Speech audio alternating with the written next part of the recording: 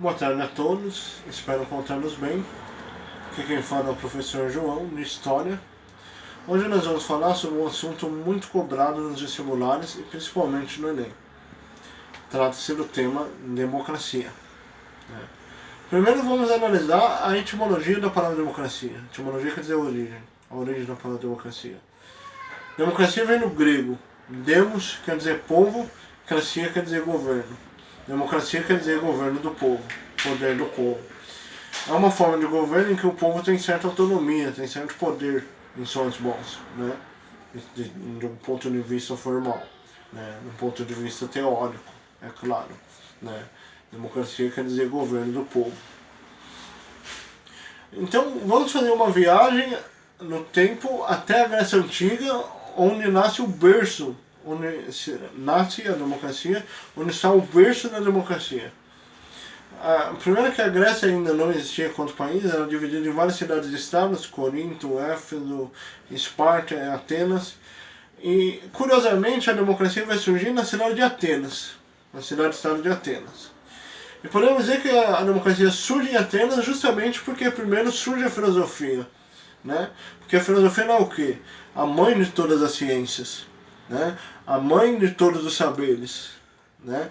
É como se fosse assim, a filosofia é a pizza inteira, aí vem a política, é um pedaço da pizza, a ciência é outro pedaço da pizza, a ética é outro pedaço da pizza, a moral é outro pedaço da pizza, a lógica é outro pedaço da pizza, mas a pizza inteira é a filosofia, a democracia é outro pedaço da pizza.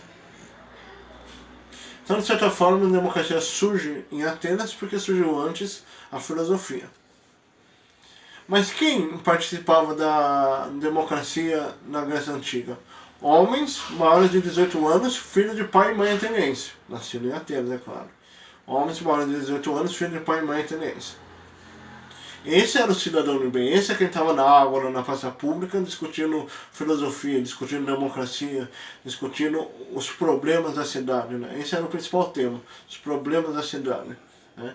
Existia a discussão ética, a discussão moral, a discussão política, a discussão filosófica, a discussão democrática, mas a principal era os problemas da cidade. Esse é o cidadão de bem, né? Na Grécia Antiga. E não era uma democracia representativa como é hoje, né? Que você vota no vereador, no deputado, no senador, e eles vão te representar. Era uma democracia direta, cada cidadão representava a si mesmo. Cada cidadão representava a si mesmo. Então, dito isso, podemos pensar quais são os limites da democracia na Grécia Antiga. E diríamos que esse limite é uma margem de exclusão. Estão excluídos do plano político os estrangeiros, as mulheres e os escravos. Né? É uma sociedade escravocrata, então, no caso, os escravos são excluídos do plano político.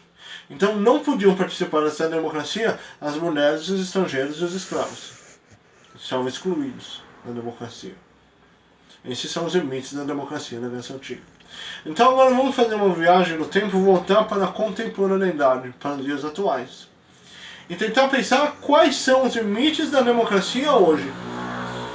E para o tal, nós vamos nos valer de um livro de Jacques Rancière, um filósofo argelino do século XXI, que está vivo ainda, né? Acho que com 70 e poucos anos, mas ele está vivo. Um filósofo argelino, africano, chamado Jacques Rancière. Ele tem um livro chamado Ódio à Democracia. É claro que gera um certo desconforto, né? Porque é tudo o contrário do que você sempre ouviu, que a democracia é super legal. É tudo o contrário do que você sempre acreditou, que a democracia é a melhor forma de governo de todas. Porque nós crescemos numa sociedade marcada pela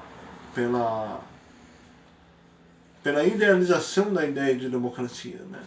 Democracia como uma idealidade, como quase uma utopia, né? Nós somos marcados pelo idealismo democrático. Então é claro que gera um certo desconforto quando alguém diz ódio à democracia. Mas o que Jacques Rancière quis dizer com o termo ódio à democracia? Ele diz que é uma denúncia. Antes de tudo, é uma denúncia. E que denúncia é essa? Não existe democracia nos estados atuais modernos ditos democráticos. Em outras palavras, não existe democracia nas repúblicas federativas atuais ditas democráticas. Em outras palavras, não existe democracia nos estados e nas federações atuais ditas democráticas. Perturbador, né? Não existe democracia. Alguém dirá, mas há eleições, nós votamos, nós elegemos. Então agora, vem comigo nessa, que agora com certeza nós estamos no filé mignon da argumentação de Rancière. Vem comigo. Acompanhe a argumentação de Rancière. Se não existe democracia, o que existe então? Né? Porque se não existe uma coisa, existe outra. O bom é que o Rancière ele mesmo responde essa pergunta. Né? O que é ótimo, né? Se ele não respondesse, seria complicado, mas o bom é que ele responde. O que existe é uma dupla oligarquia. Oligarquia é novamente um termo grego, oni quer dizer poucos, oligarquia quer dizer governo ou poder. Oligarquia quer dizer poder de poucos, governo de poucos. Então, é claro que cabe perguntar quem são esses poucos. A burguesia, que é dona dos bens de produção, dona das máquinas, da fábrica, da indústria. A burguesia e a classe política, que mantém entre si relações íntimas, né? Por exemplo, os políticos eles fazem licitações, eles fazem legislações, eles fazem favores aos burgueses, e os burgueses também fazem favores aos políticos, caixadões, né? Financiamento de campanha. Então existe uma relação íntima entre a classe burguesa e a classe política. Né? Já Rancière chamará a classe política de portadores de título, porque note que entrando na política uma vez, muito dificilmente sai dela. Você pode inclusive colocar seus filhos na política, beneficiá-los, como faz Bolsonaro com seus filhos. Né? Então, né, acontece que a burguesia e a classe política têm relações íntimas em comum. Na verdade, podemos citar o Manifesto do Partido Comunista, que vai dizer, o que Marx vai dizer? O Estado moderno nada mais é do que um comitê para julgar os negócios incomuns da burguesia. Né? Vai dizer isso, né? Vou repetir. O Estado moderno nada mais é do que um comitê para julgar os negócios incomuns da burguesia. Isso que é o Estado moderno. Classe política e burguesia são uma minoria que está no comando da maioria da população, que é coisa de 98% da população. A riqueza, o poder está concentrado na mão de 1, 2%, enquanto 98%, 99% são os proletários. E quem é o proletário? Quem é o proletariado? É aquele que não é dono dos meios de produção. Não é dono da fábrica, não é dono da indústria, não é dono da máquina, vende sua força de trabalho para sobreviver. Por exemplo, o professor, por exemplo, o engenheiro, eles não são donos de máquina, né? Eles vendem a sua força de trabalho para sobreviver. Né? Eles vendem sua força de trabalho para sobreviver.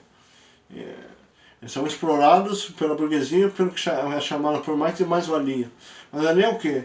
É a diferença entre o valor do bem pago ao proletário e o valor comercial, que é o lucro do burguês. Né? Isso é a mais-valia. Essa diferença entre o que é pago para o proletário, pelo bem produzido, e o que é o lucro do burguês. Por exemplo, uma fábrica de tênis, vamos supor. O proletário ganha 25 por cada tênis produzido. Enquanto isso, o burguês ganha 300 reais. 300 reais por cada tênis produzido. Né? A diferença desse lucro burguês para o pagamento ao proletário, essa diferença é a mais-valia. Então,